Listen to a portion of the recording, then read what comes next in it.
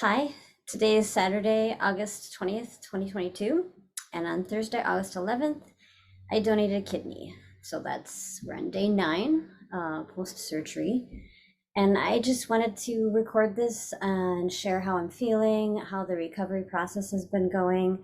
I know that before I donated, I searched out every YouTube video there was out there from anyone who had donated a kidney and was willing to share their experience.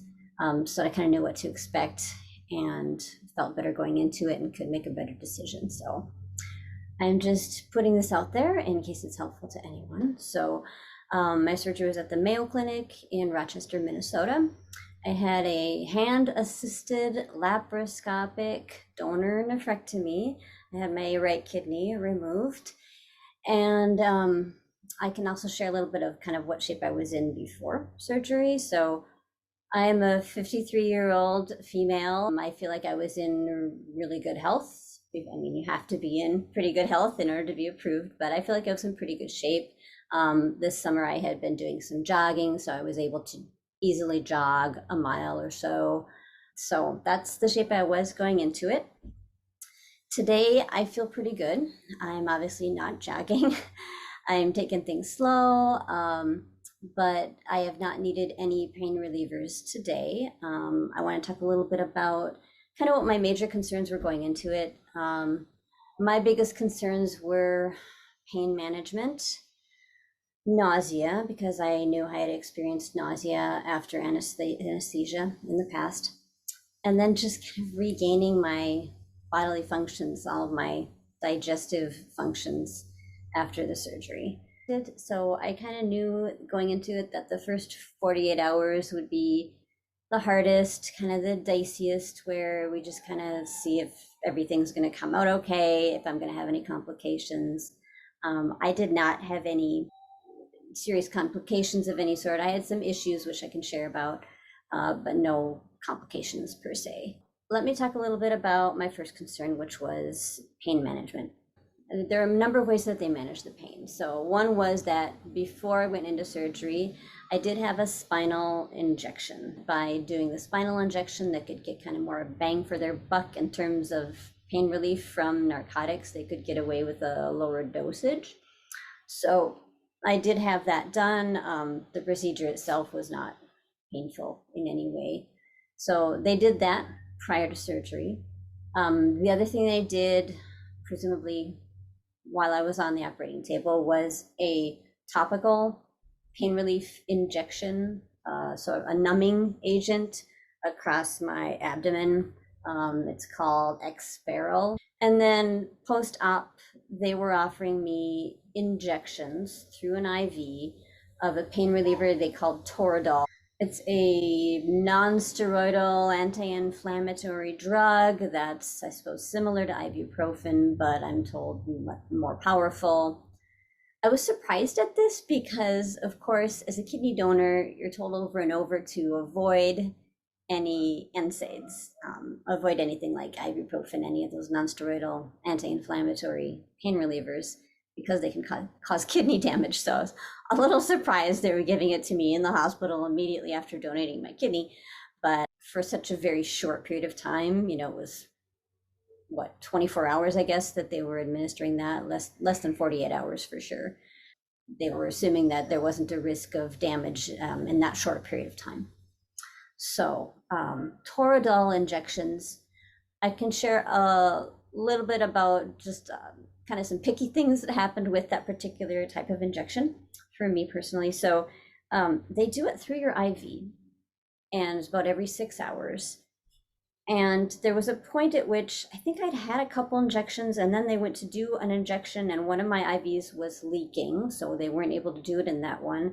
They tried doing it in my other IV, and it felt really painful. It was just burning, and I just complained about it, and they said, well, we'll have someone come in and put in a new IV for you, because they figured there was a problem with the IV itself. They did that, and it took a while to find a new vein, and I don't know that that was super successful, but once they had that, someone came back and tried to do my Toradol injection, and lo and behold, it was super painful again. It was really burning. That nurse said, oh, well, we can dilute it with saline. once she diluted it, I didn't have that burning pain anymore. So in retrospect, I wonder if someone had just, if that particular nurse had just said, oh, let's go ahead and dilute it and, go in slowly with the injection, and I may not have needed a new IV after all. So I don't know. Something to keep in mind, that if it burns when they do your Toradol injection, ask if they can dilute it with saline. So as far as pain relief is concerned, I felt it was very well managed. Once I was back in my hospital room, I felt like I was able to rest comfortably. I didn't feel like I was in a lot of pain. I never felt like the pain was really an issue at all because they were managing it so well. My other major concern was nausea. I have had anesthesia in the past, and I did have some nausea afterwards. So I don't know that there's any way that I could have avoided it completely. There's just too much going on with the anesthesia, and there's a number of different things that can cause the side effects of nausea. So I did have nausea, and that's despite they gave me a 3-day anti-nausea patch that they put kind of behind my ear. Yeah, basically after surgery, I had no appetite. I was waking up mid-afternoon, but in the evening they were kind of prompting me to order something from room service. I saw a lemon Italian ice, kind of sounded good. That was on the clear liquid diet menu. It did taste good, but it didn't stay down. So I did throw up. I wasn't really able to eat or drink anything that first night. They did have me get up once that first day, I guess towards the evening, to just get up out of bed and get me moving around. So, with a lot of assistance and with a nice big walker and something to lean on, and with a nurse following me, I did manage to walk one lap around the nurse's station that first day. Unfortunately, that seemed to trigger another vomiting episode. So once I got back into bed, kind of settled back in, I just got nauseated again and threw up. So it's not a great thing because it doesn't feel very good to be using those muscles to throw up when you've just had surgery. But it was pretty short lived. It wasn't too horrible. By the next morning, I still didn't really have any appetite. Um, I think again, they were encouraging me to order something. I managed to drink and ensure some kind of a drink with some nutrients in it, and some clear broth, like vegetable broth. That went down pretty easy. I think by the second day evening meal, I was able to eat an actual meal. I was able to eat some fruit and cottage cheese, just easing into it. And then the third day, I still didn't have a huge appetite. I did order something for lunch. I ordered the chicken soup, and that went down fine. So I wanted to describe the 3 issues that I had after anesthesia, besides the nausea, which was pretty short-lived. But basically what I had going on after I got back to the hospital room for recovery was I had low blood pressure, low blood oxygen levels, and a very low pulse rate. What happened is I was so tired. I really just wanted to nap after the surgery. But every time I would doze off, my pulse would drop really low, or my oxygen levels would drop really low, and the monitors would beep, and I'd have to wake myself up and get those levels back up. So it was really, really annoying. And first of all, for the low blood pressure, my baseline was pretty low to begin with. My normal blood pressure is like 90/60. That's typical for me. But in the hospital after surgery, it was, I'm sure it was below 80/50. I'm not really sure how low it got, but it was low enough that they were concerned. To remedy that, they basically gave me what they called another bolus dose of fluids through my IV that they said would help bring up my blood pressure. For the low oxygen levels, they did put me on oxygen for a little while.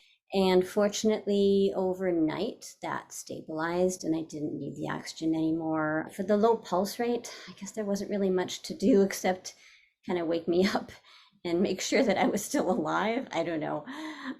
They even adjusted the rate at which it would go, the alarm would go off to 45. So, and I was still dropping below a pulse rate of 45. So I don't know.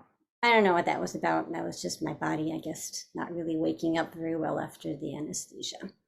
But good news was that, contrary to what I'd been told, I actually did have a pretty good night's sleep in the hospital. I was told, oh, you're going to hate being in the hospital overnight because they keep waking you up to take your vitals. And yeah, they did check on me, but fortunately, I was able to sleep for nice big chunks of time. And I was so tired. I slept. And when they woke me up, I was like, fine, I'm just going back to sleep. Not a problem. So my other major concern, I guess, was just regaining my digestive functions. So basically peeing again and pooping again. These are very, very important functions. So yeah, they inserted the catheter during my surgery. And I was told that they would remove the catheter 24 hours after surgery. And I was honestly worried about being able to pee again because I had heard from someone who'd had the surgery. They had the catheter removed and were their bladders filling up and they're not able to use those muscles yet to actually physically pass urine themselves. So I was a little bit worried about this. So yeah, 6 a.m. on day 2, the day after my surgery, a nurse comes into my hospital room. Okay, we're gonna take that catheter out. And I was honestly a little apprehensive. I'm like, do we really have to take this out now? I thought maybe I'd have 24 hours. She says, no, we're taking it out now. And then she tells me that I have 6 hours in which to pee. And if I don't pee by then they'll have to come back and catheterize me again. And so suddenly I had a deadline and I didn't really like that. But 11:45 a.m. I managed to go to the bathroom on my own and was super relieved. It wasn't much, but it was enough. That was just kind of a big, whew, that's the main thing. Okay, my kidneys are working again. I can do this. And then I just felt much better after that. The other question they asked me a lot, say, oh, so are you able to pass gas? I just thought that was a very personal question, but yeah, apparently that's very important too. First day, my answer was, I don't think so. By the second day, I'm like, okay, yeah, I'm passing gas. But again, regaining those bodily functions, digestion, having an actual bowel movement was kind of a goal. Did not have one in the hospital, but that's fine. That was not a requirement. The requirement was just that you're able to pass gas. So they did give me stool softeners. I actually didn't take anything before surgery. They were going to give me, I had heard I was going to be taking a laxative the night before surgery, but they actually changed their procedures and decided not to give me one. So I just didn't eat for 12 hours before surgery and didn't drink anything also. I stopped drinking at like 10 p.m. the night before. They were giving me a stool softener in the hospital after surgery once I was able to keep something down. And they sent me home with a lot of stool softeners, of which I took one. That first night after I left the hospital, I took another stool softener and bingo, was able to have a bowel movement that night. So that would be day 3 after surgery. I was just relieved. I had all of my bodily functions back. I had pain under control. And I was just very relieved. Like, I did it. Those were my big concerns and how things worked out for me. I thought I would also share briefly about my incisions. I'm not planning to bear it all here on YouTube, but that I would describe them briefly and then show a couple of them. 3 small incisions and then 1 larger one. So here's 2 of the smaller ones. You can see that they're healing up pretty well. Sorry, this is just a smudge from, I think, some adhesive that got stuck to me. But here's an actual incision, and here's another laparoscopic incision. Those are healing up just fine. I also had a 3rd laparoscopic incision that actually ended up being right in the middle of my sternum, which for some reason surprised me. I didn't realize I was going to have one up quite that high, but that's where that one ended up. And then the main incision, I'm not really going to show, but it just starts right here. Actually, it's already healing up. I can see the scab is already coming off of that one. So that was the main incision, and it starts at my belly button and goes down for actually only about 2.5 inches. And that was mostly itching today, more than anything else, which is a good sign because I think it's healing up. Somewhat to my surprise, so I did not have any stitches or steri strips. That big incision initially had a big bandage on it, which they removed the morning after. So the morning after the surgery, they just peeled that off. And I'm assuming it's glued. And they're probably, I think they're dissolvable stitches underneath in the lower layers, the muscle layers, but nothing visible. Obviously, I'll have some scars, but nothing too severe. As far as pain management after I got home was concerned, or I should say after I left the hospital, which was on the second day, third day. I had 2 nights in the hospital. Leaving after only one night, I think would have been pushing it. I just needed a little more time to regain my appetite and my bodily functions. So yeah, once I was sent home with a very minimal prescription for narcotic pain relievers, something like oxycodone, but only 5 tablets. And honestly, I never took any of them. It was kind of partly a goal on my part to not resort to those if I didn't have to, partly because there's just chances of becoming dependent on them, but more so because I had heard that they cause constipation, and I just felt like I really didn't need that. I would prefer not to have to deal with those constipation symptoms when I'm trying to regain my digestive functions back. So I just would prefer not to have to use them. So basically it was Tylenol, acetaminophen. As an adult, I can take 2 extra strength Tylenol every 6 hours. I'm a petite person and I typically only take one anyway for a headache or for pain relief. So I started with one. I think initially I was taking one every 3 or 4 hours. I didn't want to wait the full 6 hours since I was only taking one. And I did feel like I needed it every 4 hours or so. And then just as days went on, I just kind of stretched that out. So within a couple days, I was taking it every 4 or 5 hours. A couple days after that, every 6 hours. Yesterday was day 8, and I took one every 8 hours. And I was kind of like, do I really need this anymore? But I did take one last night at bedtime. And then today I woke up, this is day 9, and I didn't feel like I needed any pain relievers at all. So have not taken anything today, and I don't think I'll need to. The only surprising thing I think about the hospital stay was how much I gained in weight due to bloating from gas and extra fluids, I suppose, after the surgery. So my admission weight was about 110. That's pretty typical for me. It's maybe a little low because I'd been fasting. And by the time I left the hospital, I tipped the scales at over 118 pounds. So I gained over 8 pounds in just gas and fluids.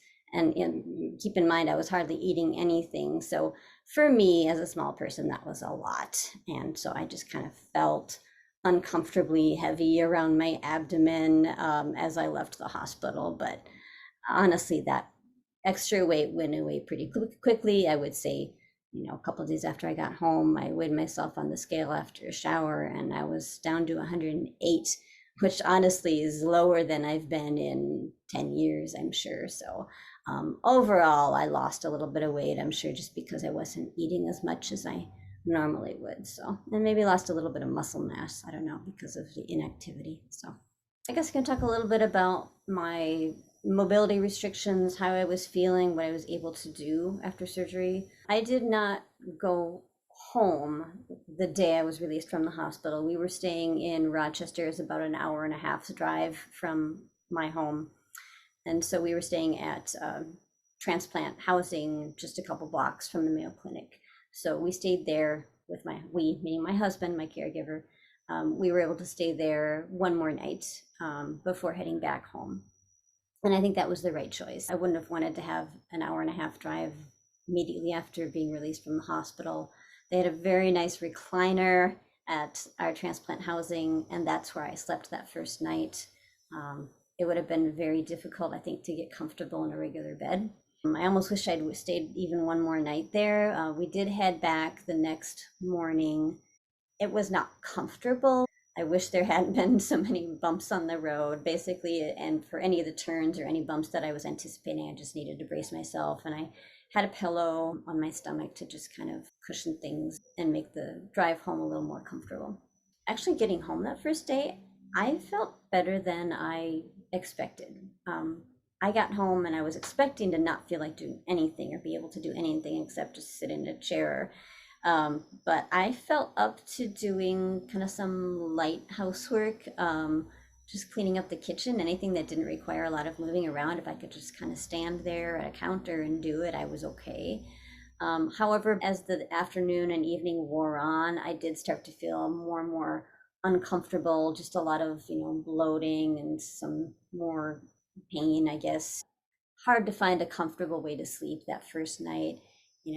I'm usually a side sleeper, and I knew I wasn't going to be sleeping on my side for a while, so I basically propped myself up with a backrest and plenty of pillows and a pillow under my knees. And I wish I had thought of a pillow on my stomach that first night because we have a cat. And just as I was settling down, she decided to jump up on my side of the bed and landed squarely on my abdomen, just bounded off as I'm yelling out in pain. And I just wish I'd been a little more protected. Fortunately, I don't think that set me back too badly in my recovery. It was just kind of definite ouch. After that, I just made sure I had something covering me because we have two dogs and a cat, and yeah, I just didn't want to be that exposed after that. And then after that, each night has gotten easier to get comfortable and to sleep. Have not been able to sleep on my side yet. This is day 9, but I feel like I'm getting close. As far as other mobility is concerned, I think that first day I did try and take a very short walk around the block with my husband who was walking our dogs. I still don't feel up to holding the dog leashes myself on day 9. I don't want to be pulled suddenly in any given direction. Just being careful so I don't have any setbacks. It was a little uncomfortable for walking. They did send me home with something that I found really helpful. It's just a simple support girdle that I can just wrap around my abdomen. It just gives me a little more support. And I've found that very helpful for if I'm going outside for a walk, if I'm going to be walking for any extended period of time. It's not great for sitting, but for walking, I found it to be very helpful. The first day, maybe I went around the block and I was just going super slow. Day 4 or 5, I was able to go for a walk. I didn't find it to be super tiring or painful in any way. I was fine as long as I was just keeping a slow pace and just walking carefully. Kind of like an old lady, I suppose. But yesterday, I walked at least a half a mile, and this morning I walked a mile with, I feel like, really no problem. My energy level is really good today. I feel like I kind of turned a corner last night, and I'm feeling much more back to normal. And just, like I say, being real careful with what I do so that I don't set myself back, that I'm not bending over and twisting or pulling anything heavy or doing anything quickly that would cause further injury and set me back. As far as just walking around the house, living my life, I feel fine. Going back to work for me involves teaching, and I actually set this up so that I would have a good 2.5, almost 3 weeks before I have to go back to teaching part-time at the college level. And I anticipate no problems whatsoever. I think next week I will be able to go into my office on campus and go to a couple workshops. I don't anticipate any problems with that. Today, I don't quite feel up to driving. As far as driving, when can you drive? I had kind of heard, well, wait 1 to 2 weeks and make sure that you're not on the narcotic pain medications anymore. Well, I was never on them, so that's not an issue. So it's just kind of when I feel comfortable sitting in a car and being ready to, look at traffic without worrying so much about what's going to happen. So I wanted to just finish up this video by interviewing my 9-year-old son. about his feelings about kidney donation. So easy. I'm curious, how did you feel about the whole thing going in? Were you scared or nervous at all about mom going to the hospital? Well, I'm just scared. You were just scared? What were you scared about? Just scared that you wouldn't make it. Oh, you were scared that I wouldn't make it. What made you feel better about the whole thing? Just hearing that you were okay. That I was going to be okay. Yeah. They were taking really good care of me in the hospital. Yeah, did you think God was going to take care of me? I was praying that that God would take care of you. Yeah, I actually had a lot of people praying for me. How much? That helped me feel better because honestly, I was a little bit scared too. Oh, man. Did you know that? I had to be brave. So when I got home, I was happy. You were happy. So what do you think about the whole thing? You think it was a good thing to do? Mm-hmm. Yeah? Yes. I think I really helped somebody. Oh, yeah. Yeah. Oh, yeah, amigos. Okay. So to me, who are you? Who were you donating to? I didn't know who I was donating to at first. They didn't tell me. But after I donated, I gave my contact information to the person. And actually, it's a man. A man got my kidney, and his son sent me an email. And he said, do you know what he said? What? He said, thank you for saving my dad's life. So that was a pretty good email for me to receive. I think I'm gonna cry. Me too. So it was a happy thing in the end, right? So I helped somebody's dad, and then eventually my student's gonna get a new kidney too. Pretty good deal, huh? How? Because it's kind of an exchange. I give my kidney to someone, and someone else gives their kidney to my student. Like a coupon. Coupon, one free kidney. Oh man. Okay. Yep. Okay. All right. Thanks for your time. Bye-bye. Bye. I'm feeling pretty good. Really, really relieved that things went as well as they did. Would I do it again? Yeah, for sure. For sure. So I'm donating on behalf of one of my students, actually, a college student that I had in one of my classes all last year. We were not a match directly, so I was giving to another person, and she will get a voucher for a kidney once she's back on the transplant list. She had to be taken off temporarily for another health issue. So it worked out really well for me to be able to donate in advance like that through the National Kidney Registry, and then she will be getting a voucher in return. So I'm just super happy that I was able to help out someone who I didn't know who got a gift of a new kidney. And then eventually I will be able to help out someone I do know and care about a lot, and that she will be able to get a kidney that's a good match for her. Yes, I would absolutely do it again. And I hope that this video might be of help for anybody who might be considering it. Just kind of give you an idea of what you might expect and how things went for me. Obviously, I'm not a medical expert. This was just me sharing my personal experience. Blessings. Thank you so much.